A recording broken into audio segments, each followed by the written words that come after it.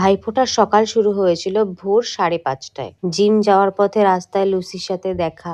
জিমের আগে সকালের এই বাতাসটা খুব ভালো লাগছিল। আজকে ছিল আমার চেস্ট আর বাইসেপ ডে, সাথে একটু ট্রেডমিলও করে নিয়েছিলাম। ওয়ার্কআউট কমপ্লিট করে নিজেকে একটু কুল করে নিয়ে ফিরে গেলাম বাড়ি ফিরে হরলিক্স খেয়ে আমি বসে গেছিলাম একটু কাজে, তারপরে খেয়ে নিলাম আইসক্রিম। এরপরে চলে গেছিলাম পিসি বাড়িতে।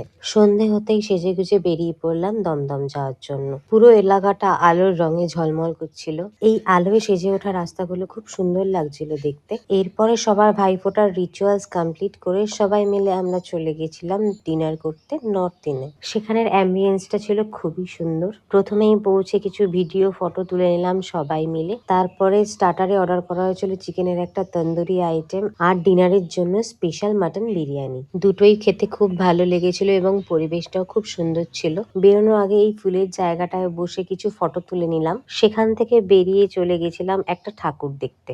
সুন্দর মা কালীর প্রতিমা এবং রঙিন আলোর ছাতায় মোড়া রাস্তায় হেঁটে আমি ফিরে গেলাম বাড়িতে। ফিরেই খেয়ে নিলাম একটা আইসক্রিম। তারপরে সবাই মিলে চলে গেছিলাম ফ্ল্যাটের ছাদে বাজি ফাটাতে। তুবড়ি, তারাবাতি, চটপটি সব রকমের বাজি ফাটিয়ে আমরা ফিরে গেলাম ঘরে। ফ্যামিলি, ফিটনেস এবং উৎসবের আনন্দে দিনটা খুব ভালোই কেটেছিল। তোমরা জানিও তোমাদের এই মিনি ব্লগটা কেমন লাগলো। চলো টাটা।